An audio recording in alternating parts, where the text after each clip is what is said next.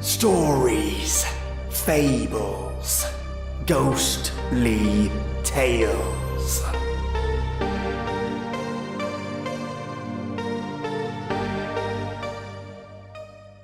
Some people believe in the paranormal, some do not, and some see the paranormal as a challenge. Today's story sees a group of 4 friends embarking on an adventure into the wilderness to perform a ritual. This adventure takes a dark turn in more ways than one, in a ritual that has gone terribly, terribly wrong. Welcome, listeners. I bring you the horror story I Visited the 7 Gates of Hell Part 1 and 2 by Dakota Vaught. Mystery, the paranormal, rituals, cult, and more. Let me draw you in as the story has drawn me in, and get comfortable. Pour yourself a lovely warm Earl Grey. Turn off the lights, turn up the sound, and get ready for something creepy. I Visited the 7 Gates of Hell, Part 1. Have you ever heard of the 7 Gates of Hell? It's a hugely popular paranormal site in rural Pennsylvania, surrounded by urban legend and horror stories. I always took it for granted how popular that site was, growing up only 15 miles down the road, but apparently it's a nationwide phenomenon that some people travel hundreds of miles to visit. Now, I've never been one to believe in the paranormal, and not just ghosts and the like. Anything that didn't have concrete evidence that I could see or feel was hard for me. I was just a logically based person. I'm sure you know the type. My friends, however, were all in that phase of young adulthood that involved needing to find proof of some kind of ghost, demon, or otherworldly entity. We were all sophomores in high school, and our evenings consisted of all sorts of ghost hunting adventures, such as going out into the woods behind Maddie's house and using a pendulum to try and speak with a spirit, using a Ouija board, and even trying to create a makeshift summoning portal out of kitchen supplies. None of it ever really worked. Sure, the pendulum swung, but it was windy, and everyone knows that Ouija boards are just controlled by whoever is touching it, wanting to make a spooky scene. I was always there, playing along and having fun, but never truly believing anything. That is why when Kenny brought up going to the 7 Gates of Hell, I was all for it. Aside from the fact that the thing was dripping in paranormal lore, there was an actual story behind it as well. In the early 1800s, there was an asylum in Pelham, Pennsylvania. This was back in the days where those that were admitted were not treated great. I don't need to tell you the things that happened to those admitted into asylums before 1900s. One evening, that asylum caught fire and started a blaze for the centuries. Due to its location in the middle of the woods, it took fire response teams well over 20 minutes to get to the scene. And by that point, well, there was no point. Most of the occupants in Pelham Asylum were burnt alive. And while a few escaped into the forest, many were found dead later in the surrounding area due to smoke inhalation, starvation, or ripped apart by animals. All quite gruesome deaths. I wanted to see the remnants of the asylum that were allegedly still there past the 6th gate. It was a Friday night when we went, leaving our home at 10 p.m, so that we could try to be at the asylum by 3 a.m, the witching hour. There were 5 of us, Kenny, Maddie, Andrew, Lauren, and myself, all piled into Kenny's single-row pickup truck. So, what are you guys hoping to find out there? I ask. I know supposedly there were the ghosts of the asylum inmates, but other than that, I didn't know too much about the lore. You know, the usual ghosts, demons, whatever wants to show itself to us, Kenny stated matter-of-factly. At first, Maddie and Lauren actually seemed a little tense, which was strange. This was the kind of thing we did all the time. It was Lauren that spoke next. Well, it depends on how deep in the woods we get. I heard Anders and Lawrence went by themselves last week, and couldn't even get past the third gate. Said that they started hearing voices and seeing eyes in the woods. Spooked them real good. I suppressed a laugh. Anders and Lawrence were basically the class clown of our high school, and taking anything they said seriously was almost as much of a joke as whatever it was they said. Yeah, and I've heard that if you can make it past the 7th gate, then you get sent directly to hell, never to return, Maddie said, her eyes scanning the woods to our right. Assuming that hell is real, that is, I chime in, achieving a punch to the arm from Andrew. After about a 45-minute drive, we arrive at the broken down street sign that says Toad Road, the alleged beacon of where the gates are to start. Okay, everyone shut up. You all have your flashlights and knives? Kenny asked. We had been instructed to bring flashlights for obvious reasons, and knives, I guess to feel more safe from the ghosts. I know I brought one in case of a coyote, which were more popular in the area than I would like to remember. An actual threat. We all nodded in his direction, signaling our 2 items. Great. So about 1/8 of a mile in the forest here should be a rusted gate. That is the first gate, and once we cross it, we will be in the devil's territory, Kenny said, with a smirk on his face. I hope he's ready. I rolled my eyes and shot a smile at Maddie, who was looking a little bit nervous still. I put my arm around her and whispered to her that everything was going to be alright, and maybe they would finally find something of substance so we can put this dumb paranormal stuff behind us and move on to the next fad. Kenny would soon turn around and lead us into the woods. It took us about 5 minutes to reach the gate that he had spoken of. I honestly didn't see what the big deal was. It was a bit strange for the rusted iron gate to be sitting in the middle of the woods, not attached to anything and being overgrown with vines and weeds. But scrap metal is found everywhere. There wasn't a huge significance. The others seemed a mixture of elated and nervous at the same time. So what is supposed to happen after we cross? I ask, preparing myself for the made-up shenanigans I will be experiencing soon. The first gate isn't much. According to the legend, since we are the furthest away from the asylum, there are the least amount of spirits here. They will likely try to push you around, so you may feel a bit of pressure, but that's about it. Oh, also, our phones will probably go out here.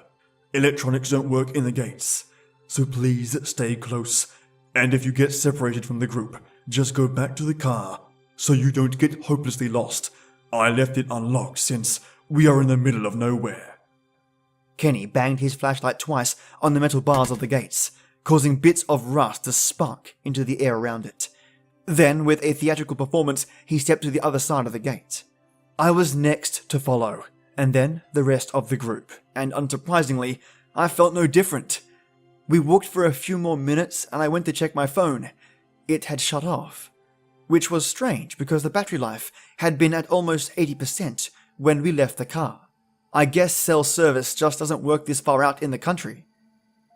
So all of your phones are actually off, then? I ask, making sure I'm not the only one. One by one they check, and one by one they agree with me. I'm more concerned about us getting pulled apart from each other than the fact that maybe this could be a paranormal interaction. Maddie is particularly freaked out by this. Guys, I don't know. This feels a little bit too real for me, Maddie said nervously, looking back towards the way we came, probably judging whether the social repercussions of going and waiting in the car and being called a baby inevitably by the rest of the group was worth it. Oh, stop. It's fine. Worst comes to worst, we'll all die in a poltergeist extravaganza, Kenny said, not helping. We continued walking. The next gate was about a mile deeper, and we weren't moving super quickly. So, Kenny, what is supposed to happen? Ow! Andrew stopped himself mid-sentence and glanced down at his leg. He pulled up his jeans to mid-calf to reveal a large cut, spanning about 4 inches on the backside of his lower leg. What happened? I asked, looking around with the flashlight, attempting to find any thorn bushes or other culprit. I felt a light tapping on my shoulder and turned around to see who it was, only to find no one was there. Maddie, Lauren, and Kenny were all standing next to Andrew, and I was alone where I stood. Okay, weird, I'll admit. I don't know. I was just walking and it hurt. Then this, Andrew said, motioning towards his leg. I mean, it's not that bad, just unexpected is all. Let's keep going. We made it to the next gate a few minutes later, only Maddie complaining of feeling like she was getting shoved to the side. She compared it to when you're walking next to someone who is leaning into you. She was scared though, and placebo is a strong thing, especially in the paranormal, so I chose to ignore that. Alright, gate 2 is right here. On the other side of this gate, according to legend, you start feeling as if you're being followed. The pushing continues, only stronger. Oh, and there is a cult that guards the third gate at the end, so watch out for them. Kenny, who had apparently not felt any presences during the first gate and was obviously feeling a little more light-hearted than the rest of the group, pressed on without question. It was about halfway through the second gate that we encountered our first problem. Maddie's flashlight died. She swore up and down that she had fresh batteries in it, but nonetheless, we were short one. Maddie huddled close to me and used the light from mine as we continued down the imaginary path that Kenny was leading for us. About a quarter of a mile past the second gate, we heard a scream. I whipped around and saw Lauren on the ground, a wild look in her eyes. As she looked back and forth so quickly, I was afraid she might break her neck. We all looked at her inquisitively. I don't know what happened. It felt like someone just speared me, Lauren shouted, panic growing in her voice. I walked over to her and offered her a hand to get up. I'm serious, guys. I felt like I got tackled.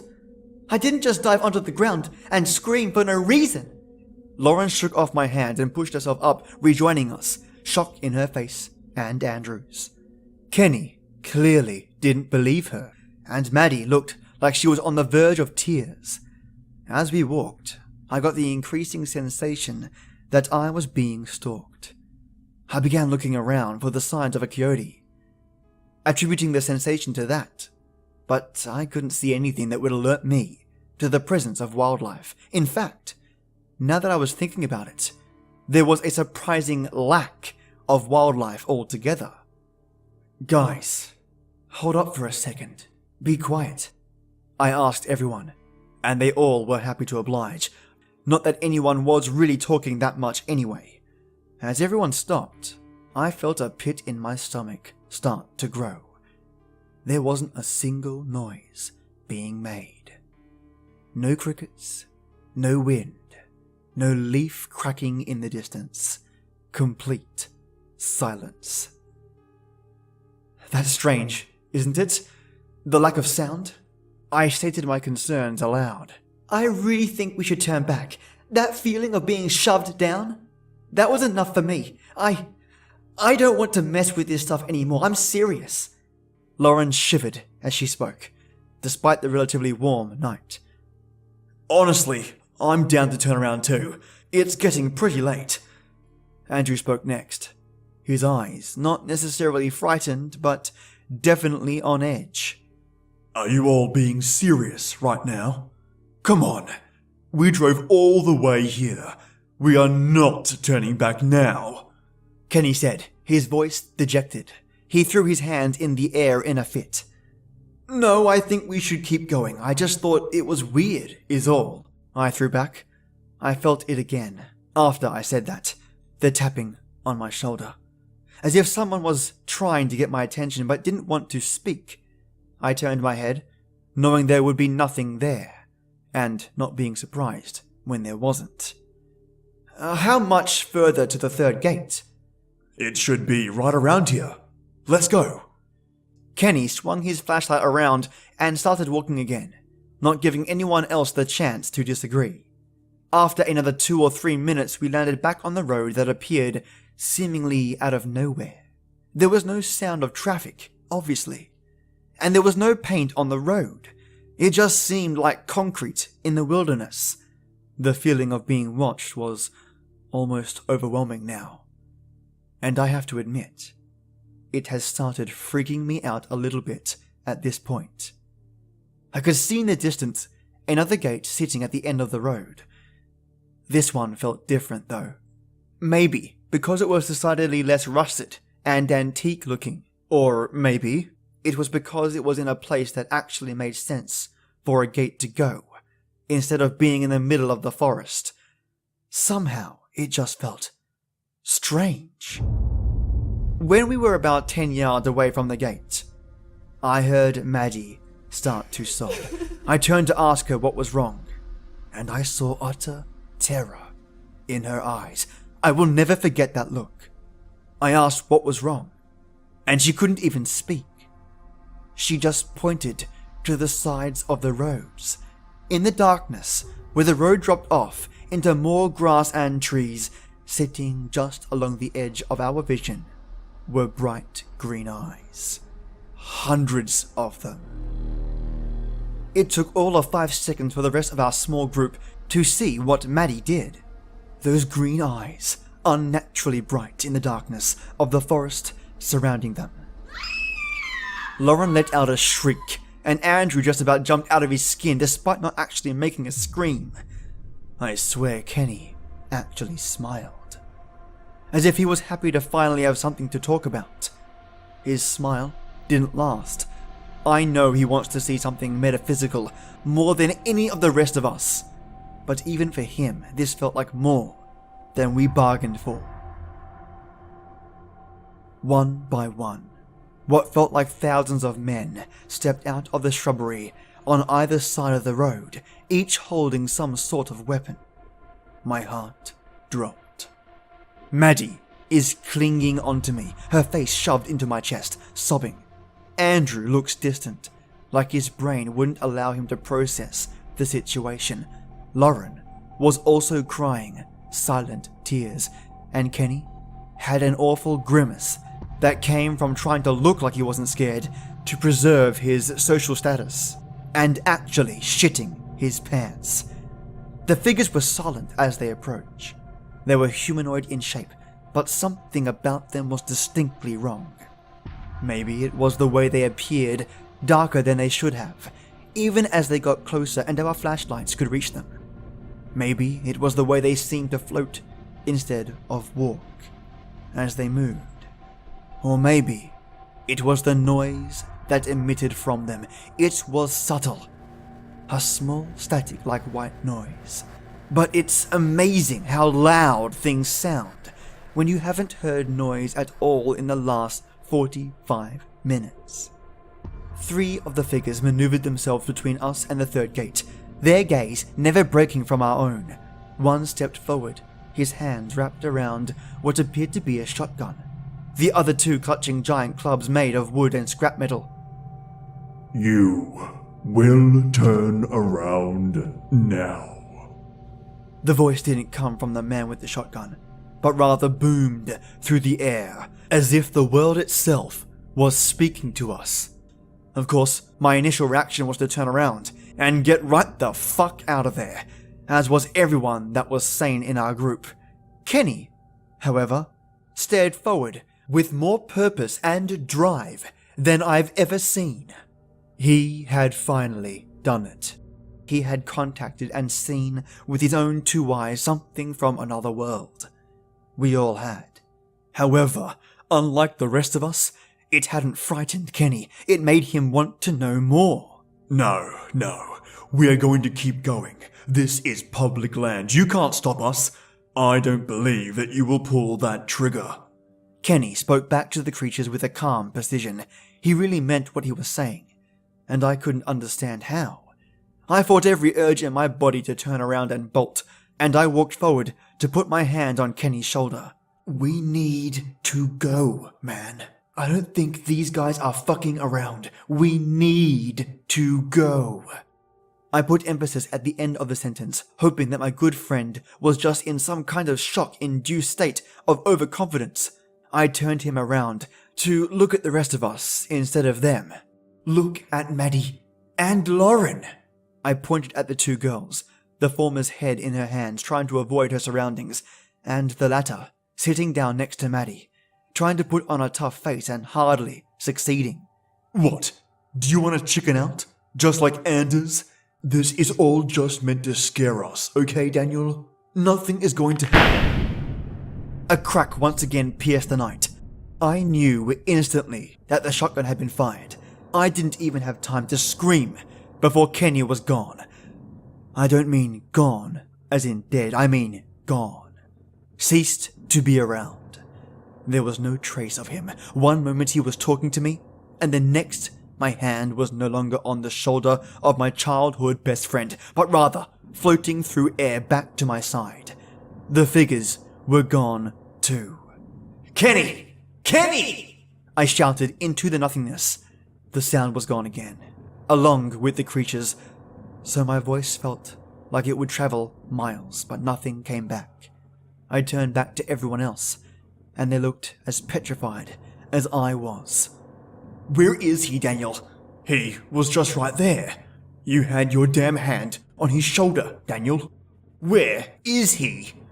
Andrew was now in front of me, jabbing his finger into my chest, as if somehow I was the one that caused this. I started. That is bullshit.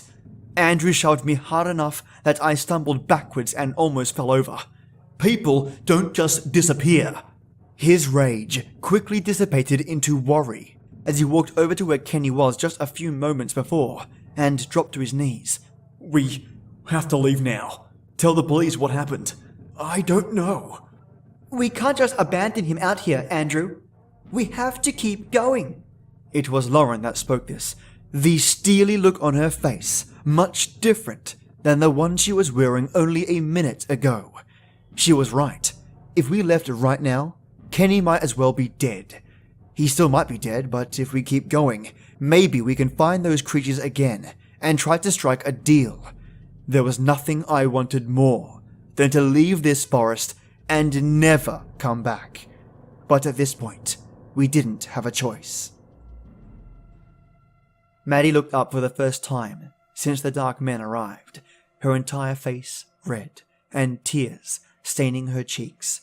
When she spoke, her voice cracked and she sniffed to try to stop her nose from running, to no avail. I don't want to. I just want to go home. She was defeated, and I didn't blame her. However, unless she wanted to walk back through the woods alone, she was going to have to get through it. Kenny needed us. I'm sorry, Maddie. I know you're scared. We all are. But we have to do this right now. We have to. We have to. I repeated it twice, once for Maddie and once for myself. She looked back at me like a little kid being told she was going to be spanked, but she nodded her head and let out another burst of tears before eventually standing on her own. Without giving myself any more time to think about it, I walked up to the third gate, put my hand on it, and walked around to the other side. The others followed me, if hesitantly. The road that we had been walking on disappeared directly on the other side of the third gate, strangely enough. So we were back to walking through wooded terrain and keeping our eyes out to whatever may lurk in the trees. I had taken point in Kenny's absence, Maddie staying constantly at my side, followed by Andrew and Lauren. We walked in a tight square forward. It was odd, but for some reason I just knew where to go. It was as if I was being guided, but by a force that was unseen or unfelt. I found myself making turns around certain trees and crossing over a small stream at one point that would have been much easier to just walk alongside. The tapping that I had been feeling on my shoulder previously was also getting stronger and harder to ignore. It was persistent now, and the taps were becoming harder and more painful. I could tell that the others were feeling something similar, even though nothing was being said between them. All three of my companions would occasionally grimace and hold a section of their body or spin their head to look in a direction that had no calling to it. To their credit, especially poor Maddie, no one said a word. We ventured in silence for about 15 more minutes, before we heard a scream. It was off in the distance, maybe 50 yards away I would guess, but with the lack of other sound, it was really hard to tell. Andrew and Lauren started running towards the sound that called for help, and I was soon to follow. They were slightly ahead of us, and when we passed into a clearing, the two in front of us stopped on a dime, nearly causing Maddie and I to run straight into their backs. Andrew's hand clamped over his mouth, and Lauren turned to vomit. I looked past them and saw my own mother being stabbed repeatedly by what I can only describe as a monster. It was pitch black, like a shadow, with curled blades for hands and lanky canine-looking legs bent in directions that didn't make any sense. "Mom!" I screamed, mine almost as blood-curdling as hers. I rushed forward and tried to tackle the creature attacking my mother, but right as I was about to lay into it, it too disappeared right in front of my eyes. I turned to find my mother, but she had been replaced with the face of another. An old man, with blood running down his lips, looking at me with a devilish smile. He licked his lips as he stared at me, and then vanished himself. It took me a minute before I could move again. I had no idea what was real. Was this all a hallucination? It couldn't be, because clearly everyone else saw the same thing as I did. I had no answers, nor any semblance of a clue what to make of the events that had happened. I fought back the urge to scream and vomit, and walked back to our group. What are we going to do, if we find him? Andrew said, his eyes still trained on the ground where we had just seen two more beings disappear. "We are going to fucking kill whoever took him," Lauren spoke up. Everything about her turned to ice. It almost made me more uncomfortable seeing the sweet, pretty girl who enjoyed watching makeup tutorials on YouTube and flirting with boys on Twitter look as hardened and shut off emotionally than it did seeing the spirits. Almost. With a new sense of pace, we started back on the trail, my flashlight flicking back and forth between the trail in front of me and the trees beside me even more often now, and it wasn't long before we reached the fourth gate, or at least I think it was the fourth gate. There actually wasn't a gate at all, but only a prominent mark in the ground, like someone had run their finger through wet concrete and molded it that way. I just knew that it was, however. I knew we were getting deeper into the game, closer to hell, I suppose. And this is where I'll stop in part 2 of I Visited the 7 Gates of Hell, written by Dakota Vaught. All credit of this story, of course, goes to Dakota Vaught, and I will include their Reddit link in the episode notes. I really like how the characters are designed in this story.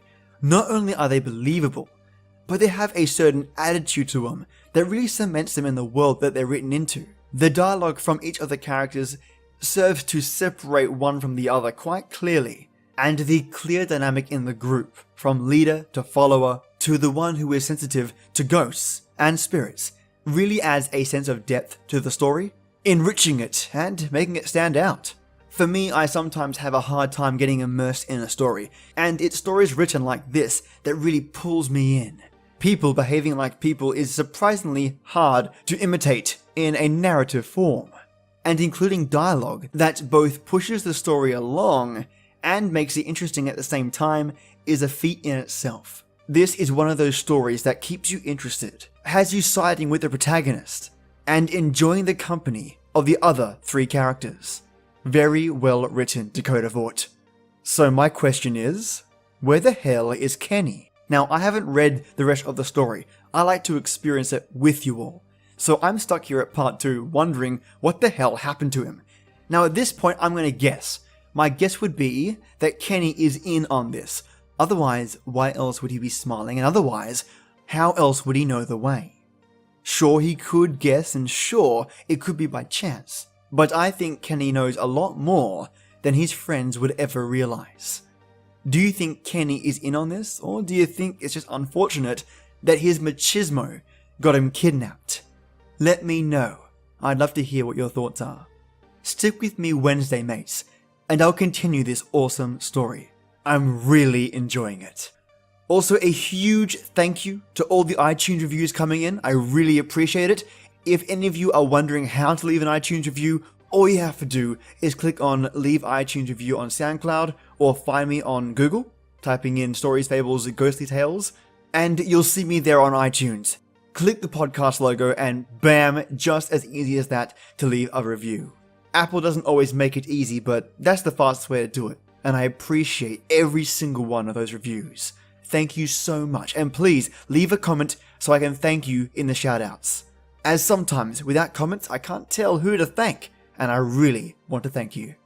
Alright, my ghouls and ghasts, have a fantastically devilish Monday, and I'll see you Wednesday for more of the story I visited the 7 gates of hell.